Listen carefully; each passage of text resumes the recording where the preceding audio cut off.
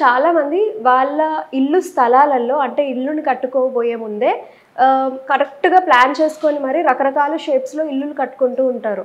కొంతమంది ఎల్ షేప్‌లో, యూ షేప్‌లో, సి షేప్‌లో ఒకళ్ళు. అంటే ఎయిర్‌పోర్ట్ నుంచి వస్తూ ఉంటుంటే లెఫ్ట్ సైడ్ ఒక చేప ఆకారంలో ఉంటుందనమాట.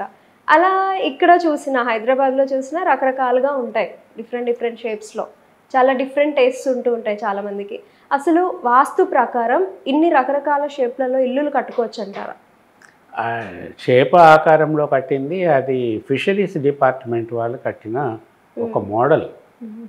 అట్లా నేను మరి అంతటా ఫిషరీస్ డిపార్ట్మెంట్ వాళ్ళు ప్రతి చోట అట్లా కడతారేమో నాకు తెలియదు. అదొకటి ల్యాండ్ మార్క్గా కనపడుతుంది.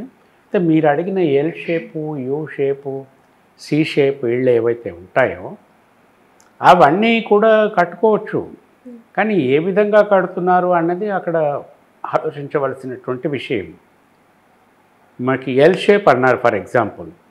ఒక ఖాళీ స్థలంలో ఎల్ షేపు బిల్డింగ్ కట్టారంటే ఎల్ షేప్ అంటే ఎట్లా?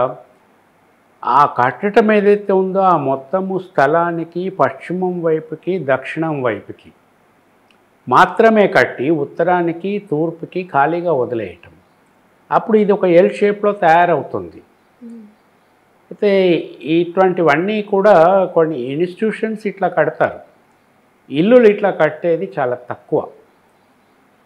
అలాగే ఇప్పుడు యూ షేప్ అని ఉన్నది.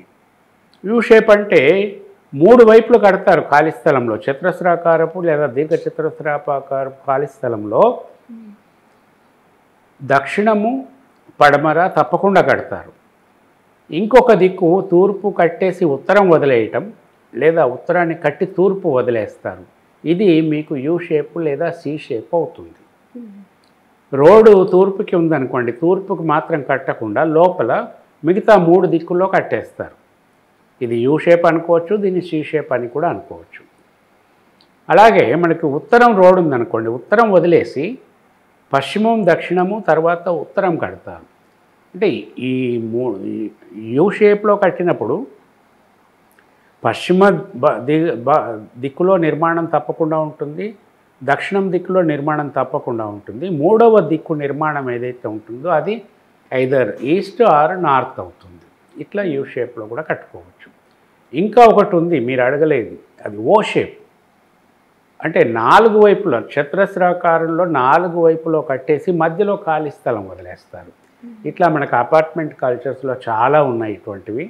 10 అంతస్తులు కట్టినా కూడా 4 వైపులు కట్టి మధ్యలో ఖాళీ స్థలం వదిలేసి దాన్ని పార్క్ కింద వదిలేస్తారు. పైన కూడా ఖాళీగానే ఉంటుంది. మనము చాలా సత్రాలలో కూడా ఇట్లాంటివి చూస్తూ ఉంటాం, తిరుపతిలో కానీ ఇట్లా ఈ 4 వైపులో కట్టి మధ్యలో ఖాళీ స్థలం వదిలేయటం. ఇది ఇంతటితో పోకుండా మన ఇన్స్టిట్యూషన్స్ ఉంటాయి, స్కూల్స్ ఉంటాయి. స్కూల్స్, ఇన్స్టిట్యూషన్స్, ఇంకా రకరకాల పెద్ద పెద్ద ఆర్గనైజేషన్స్ ఇట్లాగే 4 వైపులో కట్టేసి మధ్యలో ఖాళీ స్థలం వదిలేస్తారు. మన పార్లమెంటు పాత బిల్డింగు వృత్తాకారంలో ఉంటుంది. వృత్తాకారంలో మధ్యలో ఖాళీ స్థలం ఉంటుంది. ఇప్పుడు కట్టినటువంటి పార్లమెంటు బిల్డింగ్ కొత్తది, అది త్రిభుజాకారం అనలేము, 3 భుజాలు అనలేము. అంటే కోణాలు 6 అవుతాయి, భుజాలు 3 అవుతాయి. ఈ విధంగా ఉంటుంది ఇప్పుడు కట్టినటువంటి కొత్త పార్లమెంటు భవనం. ఈ కొత్త పార్లమెంటు భవనం కట్టింది వాస్తుకి కొంచెం బాగా లేదది. మరి ఎందుకు ఆ డిజైన్ చూస్ చేసుకున్నారో తెలియదు. ఈ విధంగా కట్టకూడదు. ఇట్లా అనేక రకాల షేప్స్ ఆఫ్ బిల్డింగ్స్ ఉన్నాయి.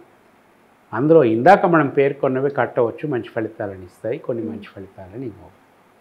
అయితే బిల్డింగ్ యొక్క ఆకారం ఏ విధంగా ఉన్నదో దానిపైన ఆధారపడి మంచి చెడు ఫలితాలు కూడా వస్తూ ఉంటాయి. ఇప్పుడు కట్టినటువంటి బిల్డింగు, పార్లమెంట్ బిల్డింగు వాస్తు ప్రకారం అస్సలు బాగలేదు. ఇప్పుడు మోడీ గారికి ఇటువంటి రిజల్ట్ రావటానికి కూడా కారణం అదే కావచ్చు. పార్లమెంట్లో ఇదివరకు మంచి మెజారిటీ ఉండేది వాళ్ళకి, ఇప్పుడు కొంచెం అప్స్ అండ్ డౌన్స్ అయిపోయినాయి. ఇంకా దీని ఫలితం ముందు ముందు ఇంకా ఎట్లా ఉంటుందో చూడాలి.